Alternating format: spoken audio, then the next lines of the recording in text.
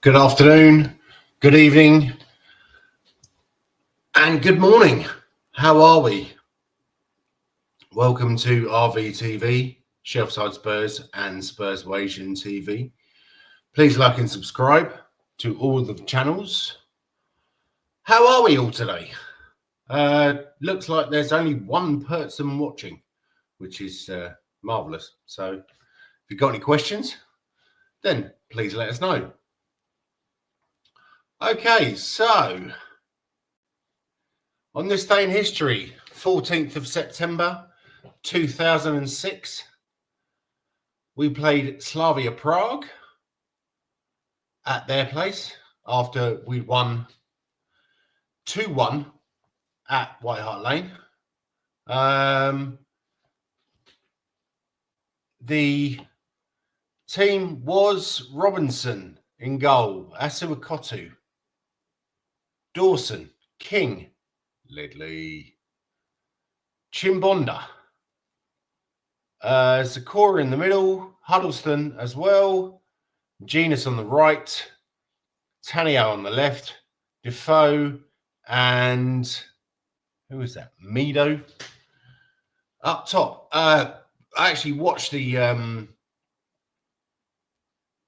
highlights of this yesterday, and yeah, we looked pretty good.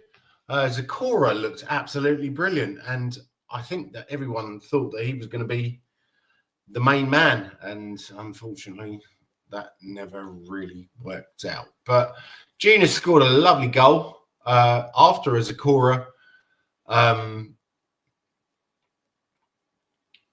very how do you say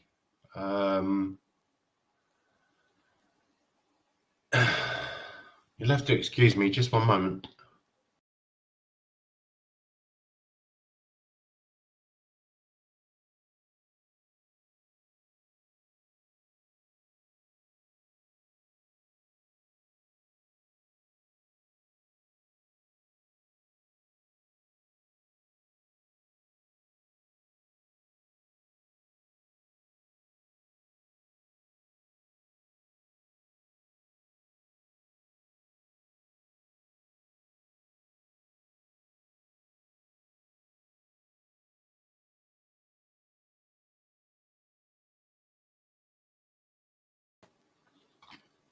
A great run from Zakora through the middle, knocked it off to Jermaine Genus, who scored from just outside the area. It was an absolutely brilliant goal, which let us go through 3-1 on aggregate. Unfortunately, we got beaten against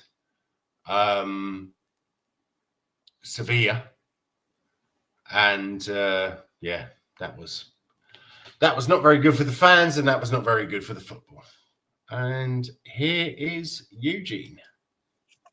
Hi, Jens. Sorry, I'm a bit late. Yeah, I'll be hopping on for a short while. Yeah, we did the watch along. Yeah, we did the watch along yesterday, right? I'm not sure what you said about the game. Where you at now? On this day of the history, UEFA Cup. Yes, yeah, it's Slavia Prague. That's oh, that's way back. Slavia Prague. Oh, yeah, gosh. 2006. What year was that?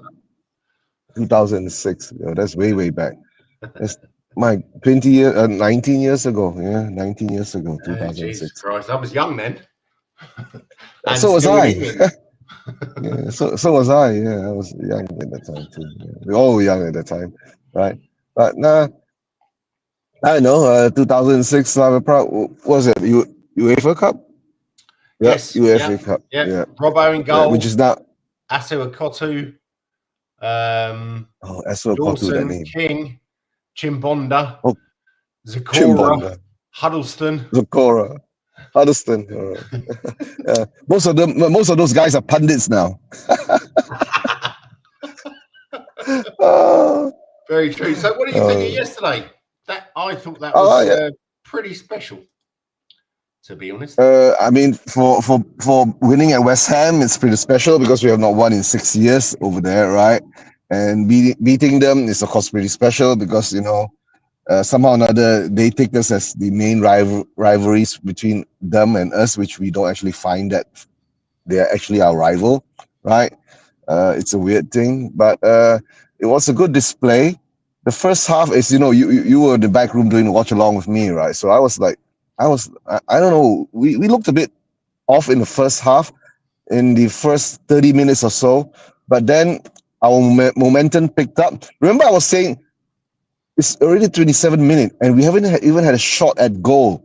Remember, Jens? I was saying this is getting, like the Bournemouth scenario. But the thing is that West Ham, they were so shit, right? They weren't taking advantage of our weaknesses. They were So awful. yeah, they were awful, right? So I know a lot of people are saying it's papering over the cracks and all that, but a win is still a win, right? We put in the effort, and of course, a lot of people were perplexed with the lineup, right? All saying, "What the hell Tell is doing up there as the number 9?" Right? And of course, all behold that he didn't actually do much of anything, right? So yeah, apart from limping around for a while, no, and Guy was shouting, take him off, right? He's limping. What's he doing there injured and all that? So, yeah.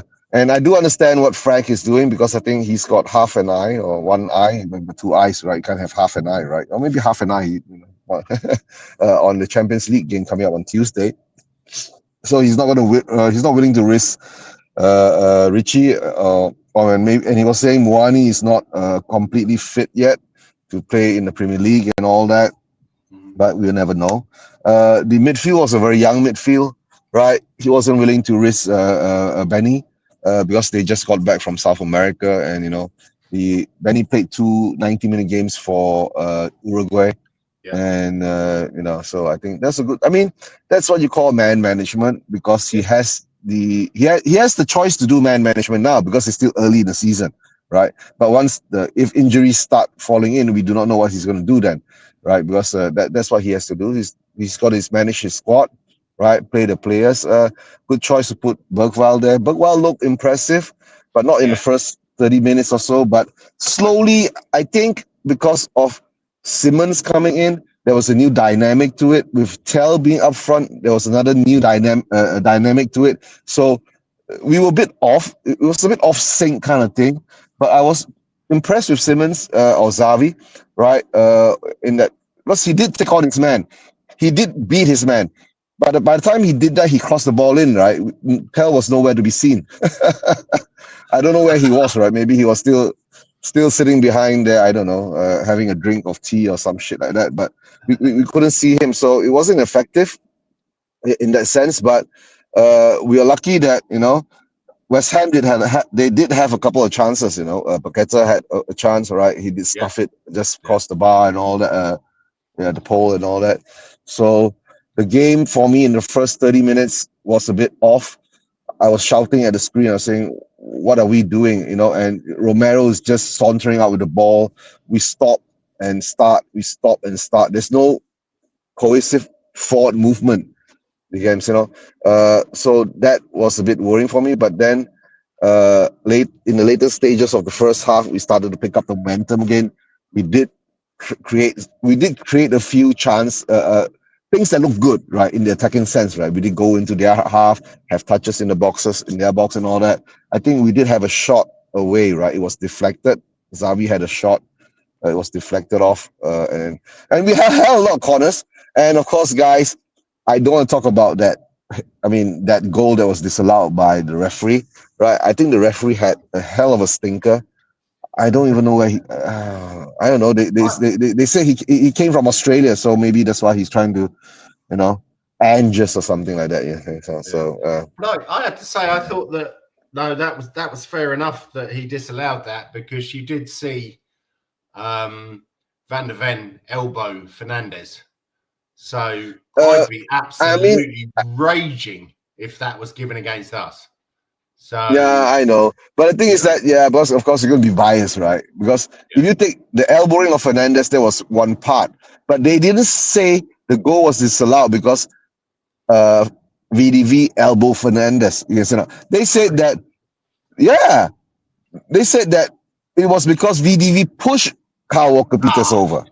No, he was pushed over by Fernandez. No, that's why. The thing is that I think okay, if you know me being a biased Spurs fan, I will say that Fernandez ran into VDV's elbow. He fell over. The ref gave nothing because it was a soft shit, right?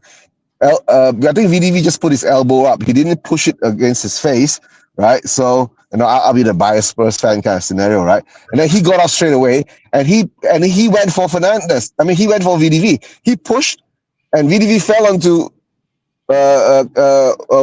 Walker Peters, and Walker Peters rolls over like you know. Come on. I will have nothing nothing bad said against Walker Peters. I met him okay, many years ago, and such a polite young chap. He's a really, really nice guy. But anyway, yeah, but yes, I'm gonna blame this on Potter, right? Did you notice, right? In every corner kick, right? He put Walter Peters against Romero. Shit, Romero is one head taller than him, 2 sizes bigger than him. Yeah. What the hell's wrong? What, you know, I was going, what the hell's wrong? I mean, can't you find a bigger person? Put Souček on Romero or something like that, right? Yeah. Put Walker Peters, right? Well, Souček has been sent off by then. No, I'm talking the first half. Souček hasn't been sent off yet. The first half, right? Imagine if Romero fought, right? Walter Peters would have fallen over. You get what I'm saying? Yeah. So, right. So it was such a mismatch in that scenario. So, it is what it is. But later on in the first half, we were getting a stranglehold of the game, right? And then to tell you the truth, yeah, that's first goal, right? I was watching it the first time when it went in. I didn't actually notice it, but when they showed that replay, right, that corner, right, if you take a close look at it, right, the ball swung outwards and it came back in. It wasn't that kind of corner that went over the top to reach Xavi. That was the Xavi magic I was calling for. Yes, you know. If you look at you go back and watch that first goal, that corner that Xavi took, right? It wasn't the corner that comes over the top to reach Sa. It was the curve. It went outwards, bypassed all the defenders, and it came back in to reach side and back of the post. I was going, whoa! I haven't seen that in such a long time. I haven't seen anyone take such a corner in such a long time. Right? You go and watch it back. I was going, whoa, mate, that was a brilliant corner. Then of course, Souček had to do what Souček had to do. Right? And to tell the truth, right, if that studs were like 2 inches to the right, I think it would have most probably cut a big chunk of Paulinia's shin off. Oh, could have broken his leg. I mean, he's not getting. I could have broken his leg. But and we were saying it's lucky that he was wearing the proper shin pads at that higher level. Yeah. If he was wearing those greenish shin pads, right, that put him very low, right, most probably it would be a big gash, right, and blood would be spewing all over the place, and then most probably we'll have a barbecue with steak and all that. Then Yeah. Yeah. So it would be an ugly scene. Nice to see you, mate. How do you? Hey, Wayne, long time no seen, Wayne. Yeah, hope you're doing well, Wayne. Result yesterday, and Bergvall was getting better with each game. He's going to be a beast. Yeah, well, even I admit that, and I'm a Danish person. Yeah. So Tell was front. He's better coming off the wing. Simons reminds me of Modric. The way he runs, passes, and reads the game. Definitely a central player. Only thing the ref got right was the red card. Fernandez was on VDV every corner, and their keeper was pushing his own players into ours. That's true. And to tell the truth, right, the Fernandez and the VDV we'll call comparison, right? And Fernandez is so small. I don't know what Potter was doing, right? He's putting 2 small guys on 2 big guys, so they're surely going to be out muscle and they're going to fall down. So maybe that was the tactic, right? Because we know that if defenders fall down in the corner in the box, right, usually the referee will give them the advantage, right? If an attacker falls down, right, in the box, right, it's very seldom that we get the advantage. They will grab. It was more like a wrestling match in the corners. That's what I was saying, right? So yeah, it is what it is. So I guess that was the first goal. That was a brilliant goal, and of course, the second goal after the red card incident, brilliant chip. I'll call brilliant lob over the top for Bergvall to hit it in. A smart hitter, right? He didn't hit it on the ground. He didn't do anything, but he lobbed the keeper, right? And to tell the truth, right, those headers are not easy to get into the net because you don't have speed, right? It has to be precision to beat that keeper at a certain angle. So he did that well, right? So I'll give him kudos for that. And what Wayne was saying is correct, right? Bergwall is young. He's 19 or 20 now, right? So if he develops slowly, 20, he develops and builds his confidence, right? And hopefully, to be honest, it's not Bergvall, it's Berryvall. Berryvall, right? Yeah, 19 years old. Jesus. Yeah, Berryvall's 19 years old. Yeah. And the thing is that I'm going to put a caveat to it. We were playing West Ham. When that first goal went in and when they got that red card, right, their heads just went down. And a lot of people are saying about West Ham this season, right? They put up a good fight, right? If they are not down, you can say not. If they go up and they continue to go up, they keep going up. I think that's like against Nottingham Forest. But if they go up, right, and if somebody comes back, right, they've got no answer. They just collapse. So I'm not sure whether that's a mentality thing and all that, but that's West Ham's problem, not mine. And that's Potter's problem, not mine. And then we were, a guy was saying, is there a fire drill? Because by the time that happened, I think most of all that empty quick, didn't it? Jesus. Yeah. I think after the second goal went in, right, the stadium was half empty by then. My gosh, that was quick, right? And the best part, the cameras keeps showing, where Levy used to sit last time. Apart from that, we saw Vivian Lewis and Vinay, right? And of course, I think the young guy next to the bearded guy next to Flange was Charlie. No, not Charlie. That was Vivian's son-in-law. Oh, okay. Or something like that. Right? Yeah, he's not Lewis, but he's married to Vivian's daughter or something like that. It's Vivian's son-in-law. So it's good to see that the Lewises are showing their faces at last, even though it's not that big old conman of Joe Lewis, right? At least we're seeing some blood is there. And I'm happy, right? Because when Daniel was there, they weren't around. You don't see them around. You get what I'm saying? So maybe one of these days we'll come and do a show. We'll just go on the conspiracy theories of how Diana Levy got sacked and all that and why. Because we actually haven't sit down and actually do an in-depth dive into that. But at the moment, I don't care. I'm just enjoying that Levy's not here anymore, and hopefully we keep winning games. That's the most important thing, right? And of course, the third goal, VDV, right? It was good cut in, right? From Berg. I think Berryvall. I don't think that pass was deliberate. It came off his foot or something like that, and it bounced to VDV, and he took the shot, and it is what it is, right? The best part is in the beginning of the game, right? Every time Kudus had the ball, right, the whole stadium was booing.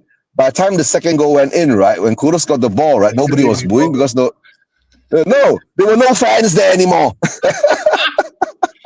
No, it was absolutely brilliant. Pure Comedy Spurs TV, Nige, nice to see you, mate. Hey, Nige, big up, Nige. Yeah, pure Comedy Great result yesterday. I have to say, I mean, VDV is a centre back. The way that he finished that goal was, that was striker-esque, I think. But Jens, that's not the first time he's done that. He's done that a couple of times last season too. Remember? Yeah, so he has that in him. He knows where to slot the ball when he's given the chance. He doesn't blast it. He doesn't what? He places it at the correct position with speed. That's the best part, right? And of course, it would the ice, the cherry on the cake would have been Kudus scoring a goal. You get what I'm saying? But nah, but he did have a few chances. It was good to see Paulinia, Kudus all getting 90 minutes and all that, because I think they do need that time. Right, Paulinia leads the time. He leads the game. Our midfield was strong. We commanded. We looked good, but I still got to put a caveat there, right? West Ham was shit, bro. Remember in the first half? Remember in the beginning of the second half, right? I said this. I wasn't afraid of West Ham scoring. I really wasn't afraid of West Ham scoring. I didn't see them scoring at all. They weren't a threat to us. The only thing is that I was afraid that we won't score. You get what I'm saying? If we won't score, right, it will turn out into a 0-0 drab game. But luckily we did, right? And we did it early in the first half. And that gave us confidence to go on more. And somehow or another, once that early goal went in, their heads went down. And of course, Suchek got sent off. It is what it is in the end of the day, right? I know, maybe with 11 men, we could have scored more, right? Because they would have come at us and we would have picked them off. Yeah. Yeah. That's true. We'll see that. Very true. Yeah. I really feel sorry for Jared Bowen. I mean, first of all, he's married to Danny Dyer's sister. He's also called Danny.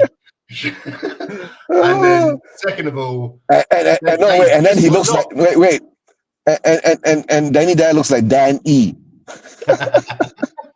But they were just not getting the ball to him. It was really, really poor. I haven't seen a West Ham team that poor in their cup final against Spurs for a long time, because they could be bottom of the league and usually they come up against us and they give it a go. Yeah. But yesterday they really didn't. You know why, Jens? Jens, ever since they lost Antonio, right? They've lost a certain attacking trap. That's how I see it. Ever since they lost Antonio, right? Because I always remember when Antonio was around, right? He would be the B that that gives us all the heartache against. We could be leading 2-1 and he'll come out in the last minute and slot one in and equalize. Yeah. Or we could be you could be like 1-1 and he'll come in and slot in and get the winning goal and all that and or create something, right? Antonio was always the threat to us, but ever since they've lost Antonio, they've lost that attacking edge. And I was laughing when they brought on Callum Wilson. Sorry to say that. Oh dear. Wayne Bonner, I don't know. Says this team under Frank is the absolute opposite of Ange's team last year. Absolutely, 100%. Of course, we all can see that, right? Of course. Yeah. And Wayne. I was never a big fan of Ange. And to be honest, I don't think that he actually is a good coach. Whereas Thomas Frank seems to be a good coach. He is obviously unbiased. He's a fellow Dane, but he just seems he talks good. When he stood there on the sideline, you just think, he actually knows what he's doing. Whereas with Ange, you'd just be like, oh mate, we like 5-0 down. Oh well, yeah, I'm going to go and have a pie and a pint of Foster's. I don't really care. Whereas Frank is like, what are you doing? No. Frank. When Frank gets angry, right, he turns into a Green Goblin. So I guess that's why they're all afraid of him. The Green Goblin.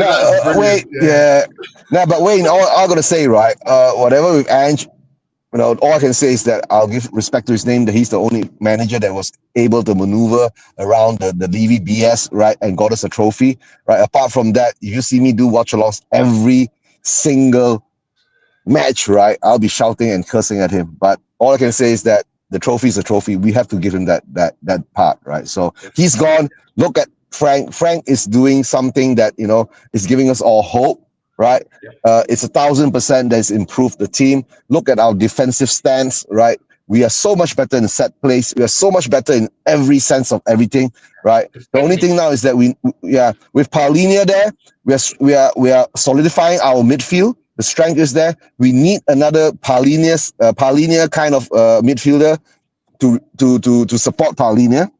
Right, because unless Sa or Barry Val can do it, right, my biggest fear now is actually up front, right, because guys, none of our forward players scored yesterday. We're coming to that again, none of our forward players scored yesterday again, right? It was the midfielders and the defenders. So if we can actually get Mwani or Simmons to start scoring, right, and Kudus to start scoring, right, I think we can do quite well this season, right? I'm not going to go overboard and say that we're going to win the league and all that. Right, we will give them a good fight. If you said that, yes, you must always remember, right? Every season I said we'll get the quadruple, right? But no, after when Ange came in, right, I saw the light, because when Daniel Levy said that we got our Tottenham back, I lost my mind, right? So now, to tell the truth, right, I don't think we've got our Tottenham back. I think we got a new Tottenham. Yeah. Right, with Levy gone. That's the most important thing. A new Tottenham with new ambitions, right? Who that wants to win the big things, right? I mean, an FA Cup, a Carabao Cup along the way. I want that Premier League so much.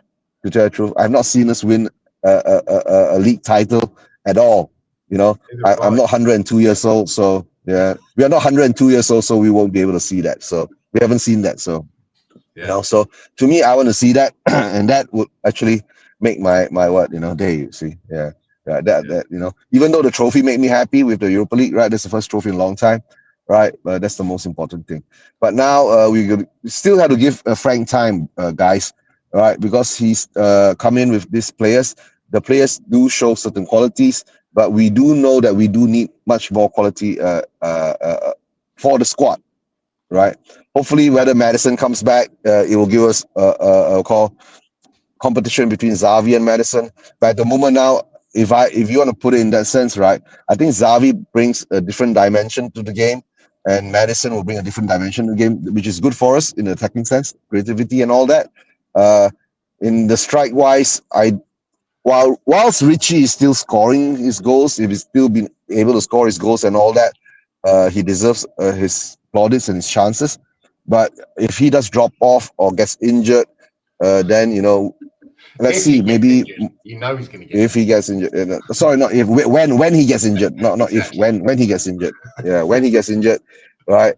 And the thing is that Solanke hasn't impressed me for last season, because he I think he thinks he's Harry Kane.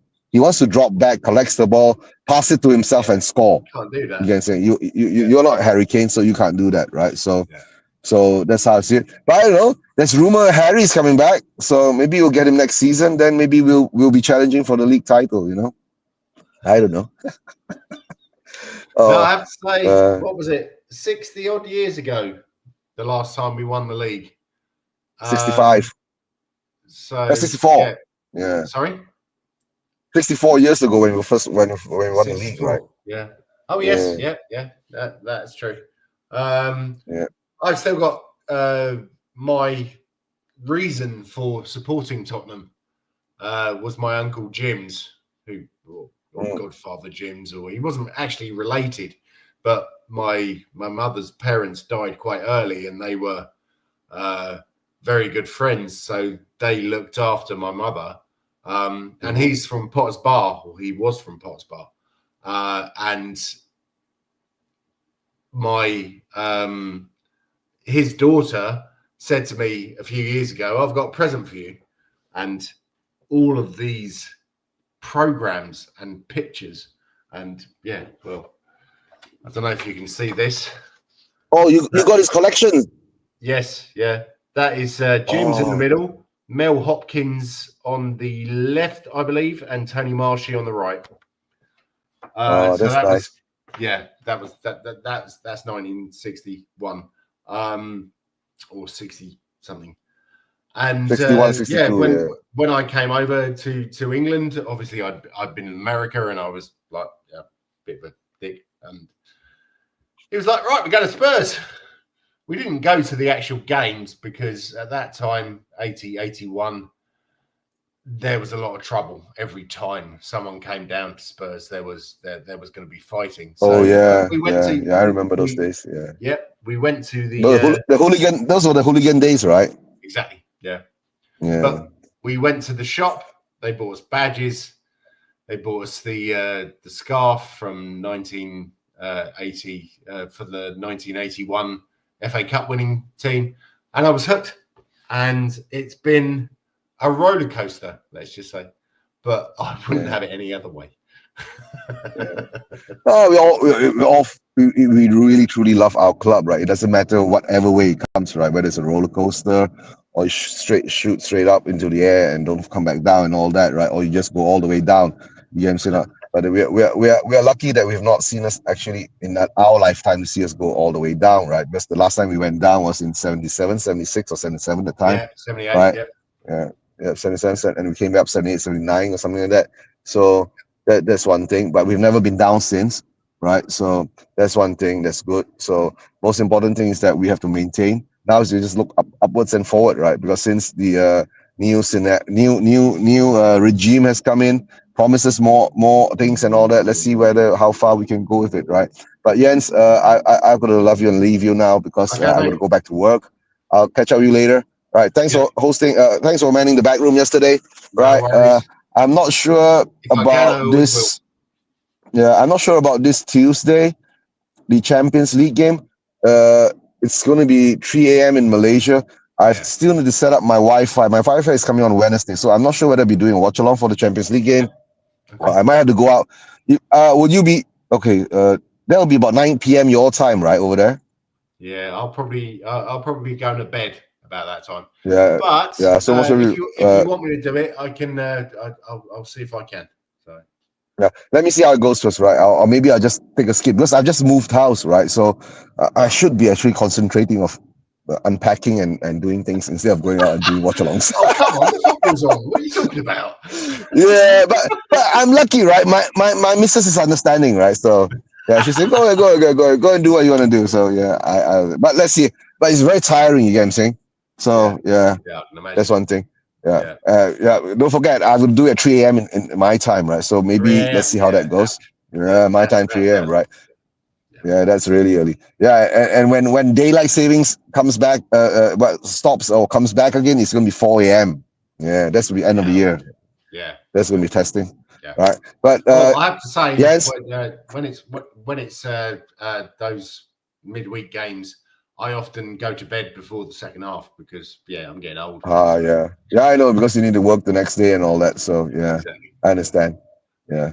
So, but okay, I'll catch you later, Jens. Yeah, take care. Bye. All right, guys, don't forget, right? Subscribe to Spurs Vision TV, RickyVillaTV, and of course, Chef Side Spurs. We need to get Johnny on, right? You get some of his opinions, right? One of these days. I did ask him, but he's busy. Yeah, I know he's busy. Yeah, he's busy with his nephew and his football training and all that. But guys, take care. Right, smash the like, subscribe, and all that lovely things. Coming Spurs. We can't even say leave me out anymore. It's terrible. No, we don't have to, Jens. He's gone. It's wonderful. Now we can say, come on, you Spurs, with all my heart. You know what I'm saying? You know? With all my heart, I can say, come on, you Spurs. You know what I'm saying? Oh, yeah. All right, guys, come on, you Spurs. Take care. See you soon. See you, bye. Right, so it's just back to me again. This week at Spurs, Reece Russell-Denny has been nominated for the Premier League 2 Player of the Month. He's got 5 assists in August. This guy, what can you say? He's another youth player who we never know if he's actually going to make it, but he looks good. Unfortunately, Mikey Moore is playing in a terrible team in Scotland at the moment. I'm not really a Celtic fan or a Rangers fan, but there is some serious toxicity going on there. So, Lancashire scored for Oxford. They drew 2-2. He scored, I think it was in the 6th minute or something like that, so that's good.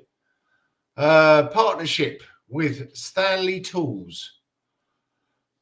If anyone's watching here who's of a certain age, then they'll understand that. Comedla, which is something from the Scousers, who were very big fans of Stanley knives back in the 80s.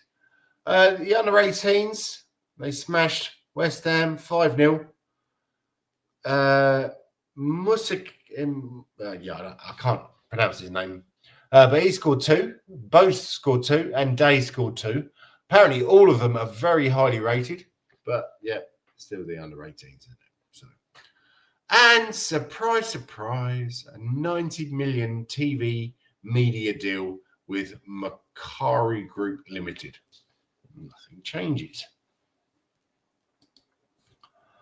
Also heard this week that Robbo has got a certain type of cancer. If you look on the left-hand side, that was when he put Charlie Nicholas in the stand. It was brilliant. On the right-hand side, he had been clattered by, I think it was an Anderlecht player, because I think that was the 84 UEFA Cup final. And I had the pleasure of meeting him back in, I think it was 2008. My friend Jason managed to get us corporate tickets before a game against Inter Milan. And I will never forget, he handed me the trophy, and the dulcet tones that came out of his mouth is something that will live with me forever. He said, "Don't fucking drop it." Brilliant. Absolutely brilliant. But we hope you get well, Robbo. You are, in my eyes, one of the legends of Tottenham Hotspur. So Spurs against Villarreal. I think we'll probably mix it up a little bit. I'm going to go for Kinski. Udogie will probably be back. VDV, I'm not sure that he's going to drop him unless he wants to play Davis, which he could do. Danso, Porro, because he never drops Porro. No one ever drops Porro. Sarr, Bergvall in the middle, Odegaard on the left, Xavi in the middle, Tell on the right, and hopefully a debut for Muani.